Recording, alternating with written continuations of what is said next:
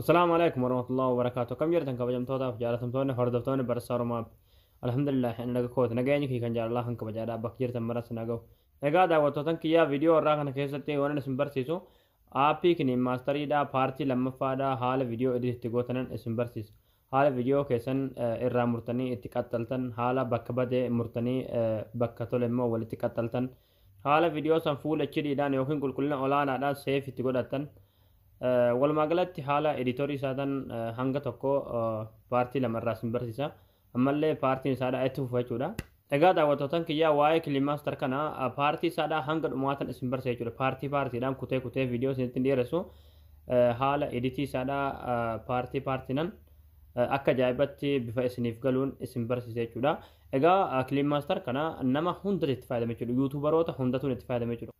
YouTuberoonni hundi waan akka viidiyoo isaaniidhaa kompiitaraan edit godhanii YouTube irratti viidiyoo maxxansuutti jiran akka hin seene jechuudha. Kilimaastar mukaan fayyadamaniituma viidiyoo isaanii akka ajaa'ibatti bifa professionaala ta'een edit godhanii YouTube irratti maxxanfatan jechuudha. Malee namni kompiitara fayyadamu hin jiru jechuudha. Namoonni hundi alamni duniyaa tuni kilimaastar mukaan fayyadamtee YouTube itti hojjetatu jirti jechuudha isin galee. Kanaafuu waa'ee kilimaastar kana paartii isaadhaa hanga dhumaatiin isin barsiisu tokko tokkoon keessa deemee jechuudha isin galee.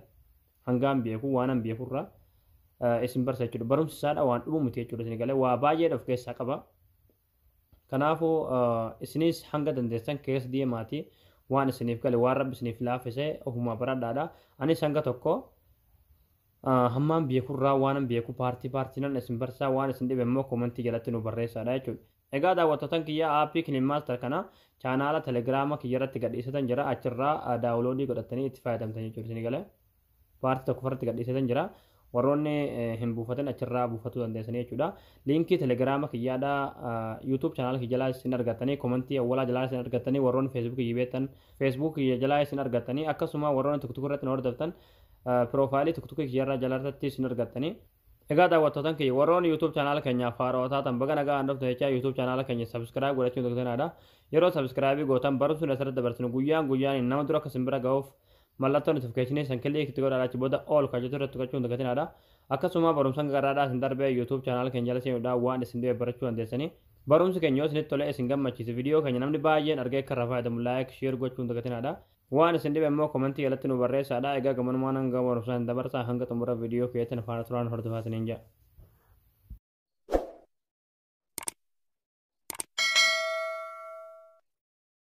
Hayya daawwattootaan kiyyaa kilimaastar keessatti galtanii egaa achi booda haala kanaan yeroo galtan jechuudha. Fakkii pilaasii kanarratti kilik gootanii viidiyoo asni fidatan jechuudha.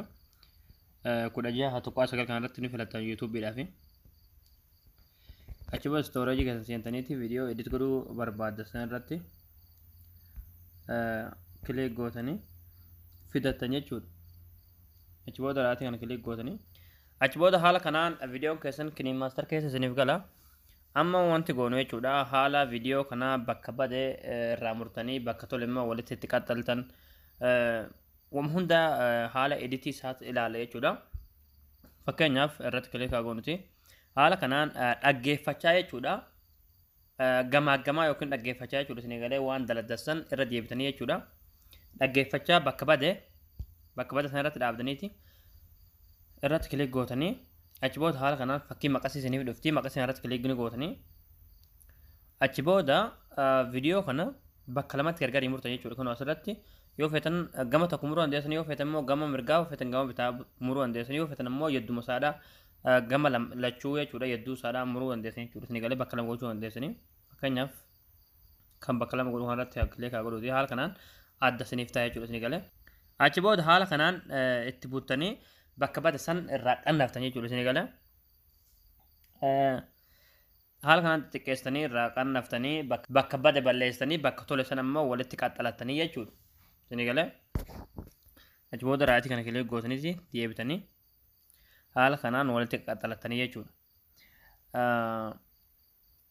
Viidiyoo kana biratti ammas viidiyoo tokko walitti qaxxaluudhaaf yoo barbaadan galarii keessa fudhachuu barbaadan jechuudha. Kanaan walitti qaxxaluudhaaf asirratti bakka meediyaa jechuun kilik ni gootanii achi booda storage jechuun kilik gootanii achi booda haala kanaan storage keessan keessa galtanii viidiyoo itti qaxxaluu barbaadan sanarratti kilik gootanii jechuudha. achi booda raayitii kana kilikitti gootu achi booda haala kanaan isiniif qaxalame jechuudha isinii galee ammallee asirratti yoo kilik gootan haala kanaan wanti baay'een isinii dhufe jechuudha asirratti fakkiin viidiyoo fi suuraa asirratti yoo kilik gootan jechuudha viidiyoo kana gubbaadhaan suuraa yookiin viidiyoo biraadhaa dabaluu barbaadan irratti dabaluu dandeessu jechuudha itti qaxaloo osoo hin taane dabaluu jechuudha fakkeenyaaf haala kanaan haala kanaan jechuudha isinii galee haala kanaan gubbaa kaawuu barbaadan fahamtoleeyya isinii galee tura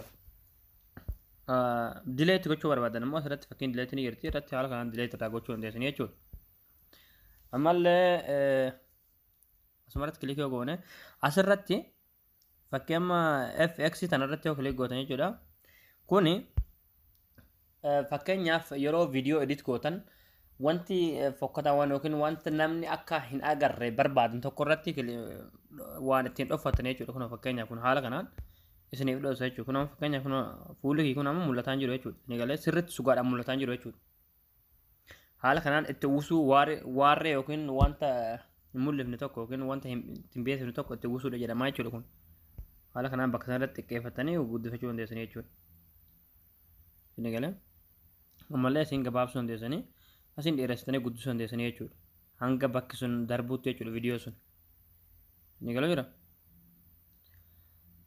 kuni kana jechuudha ammallee deebinee irratti kilik goone asirratti fakkeen taa kuni viidiyoo kanarratti barumsa ishesmu barreeffama barreessuu barbaadan yaada tokko viidiyoo kanarratti barreessuu dandeessan jechuudha fakkeenyaaf nama barsiisaa jiran barreesse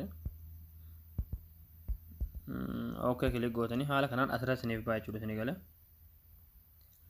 haala kanaan barreeffama irra kaawuu dandeessanii dileetiin godhaman jechuudha okay ammallee kun kana qaba asirratti immoo aayidii hojii hundarratti kilik gootan jechuudha soondii garagaraadha yookiin sagalee garagaraadha sagalee muuziqaadha jechuudha waanuma keessa itti dabalachuu yoo barbaadan as keessaa dabalatanii jechuudha isinii galee haala kanaan asitti isinii fida yeroo haala kanaan isinii fide fakkeenyaaf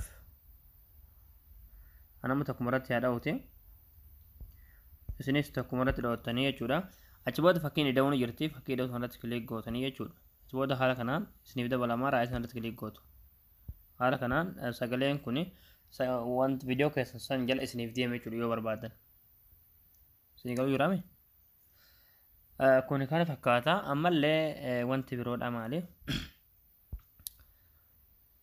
asirratti immoo bakka voice yookaan irratti jechuudha kilik yoo gootan start ka jettu irratti kilik yoo gootan viidiyoo ma edit godhu turte sanarratti sagaleen bade yoo jiraate sagalee haaroo itti dabaluu dandeessan jechuudha isinii galee start irratti kilik yoo godhan immoo waraabuu eegala jechuudha achi booda stooppii gootanii ishismoo sagalee haaroo itti dabaluu dandeessan jechuudha bakka bade sana isinii galee ammallee kan biraadha inni waa baay'ee of keessaa qaba paartii nan isin barsiisa jechuudha asirratti kun fakkeenyaaf asirratti kilik yoo goone waa baay'eetu jira jechuudha kan yeroo biraatiin isin barsiisa paartii biraatiin jechuudha haala viidiyoo itti godhan haala viidiyoo itti bareechan istaayilii garagaraatu jira jechuudha isinii galee kana paartii nan isin barsiisa ammallee yeroo haala kanaan viidiyoo keessan edit gootanii xumurtan jechuudha xiyya sanarratti kilik gootanii fuul HD dhaan yookiin qulqullina olaanaadhaan viidiyoo san seef godhuudhaaf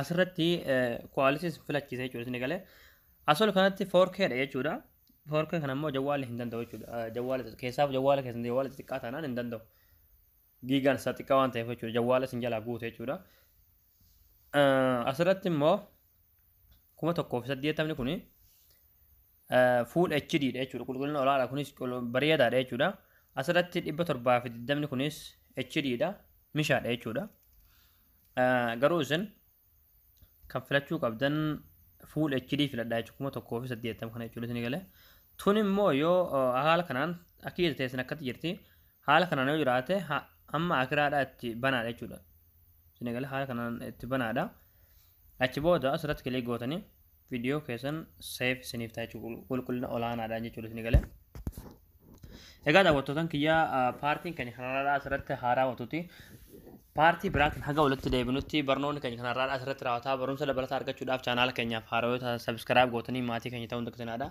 akkasuma barumsa keenya yoo isinitti tole viidiyoo keenya laayik sheer gochuu hin dagatinaa barumsa biroota naga waltee deebinutti waan hordoftaniif galatooma.